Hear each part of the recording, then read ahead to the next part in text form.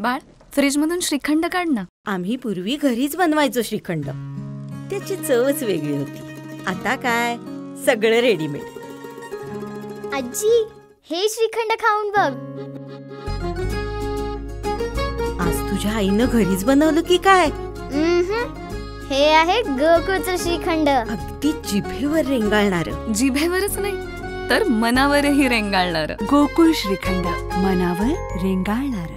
रक्षकच भक्षक बनले असून याबाबत आपण पोलीस अधीक्षक कार्यालयावरती मोर्चा काढणार असल्याचा इशारा शिवसेना जिल्हा प्रमुख दत्ता सामंत यांनी दिलाय. पाहूयात. आज आम्ही मालवण पोलीस स्टेशनचे PI आदरणीय जगताप साहेबांची भेट घेतली. आमचे पदाधिकारी तालुका प्रमुख राजा गावडे यांचा एक फार्म हाऊस आहे. त्या फार्म हाऊसवरती CC कॅमेरे वगैरे लावलेले आहेत आणि तो फार्म हाऊस बंद असतो. अशा ठिकाणी या पोलीस स्टेशनचे 2 पोलीस 3 पोलीस पवार, घागरे आणि पेडणेकर हे बेकायदेशीररित्या त्या कंपाऊंडमध्ये त्यांनी प्रवेश केला असताना त्या ठिकाणी त्यांचा कुत्रा होता बांधलेला. त्या कुत्र्याने त्यांच्या छातीवरती पाय ठेवून फुटेजमध्ये आहे ते आणि असा प्रयत्न केला. आणि ह्या लोकांचे मालवण तालुक्यामध्ये बऱ्याच लोकांचे यांच्याबाबत बरेच यापूर्वी तक्रारी आल्या आहेत. पोलीस स्टेशनला सुद्धा बिनधास्त तक्रारी यांच्याबद्दल आलेल्या होत्या.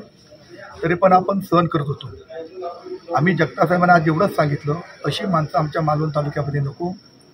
जर ह्यांना तातडीने जर या 4-5 दिवसात जर आपण हलवली नाही तर शिवसेनेच्या माध्यमातून SP ऑफिसवरती भव्य दिव्य या पोलिसांच्या आक्रोश मोर्चा म्हणून आमचा बाहेर पडणार आणि त्याला नंतर जबाबदार तुम्ही असाल. ही आम्ही त्यांना सूचना दिली. आज आम्ही 4-5 दिवस आम्ही पाहून घेऊ ते काय कारवाई करतायत ते.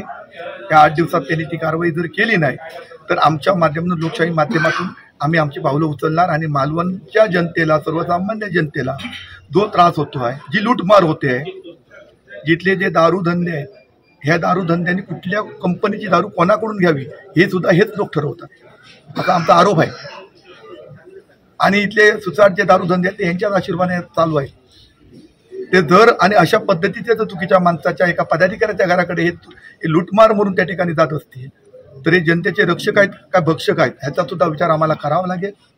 कारण राजा गावडे यांच्या घरातील सोन्याची सुद्धा चोरी झालेली आहे. आम्ही कशावरून बेकायदेशीर जर हे त्याच्या कंपाऊंडमध्ये जाऊन दरवाजावर जाऊन एक रात्रीच्या उभी करत असतील तर आम्ही यांच्यावर आरोप करू नये. त्यामुळे अशा पद्धतीचे पोलीस आमच्या मालवणमध्ये नको. हे आम्ही सक्त आम्ही जगताप साहेबांकडे आम्ही सांगितलेले आहेत.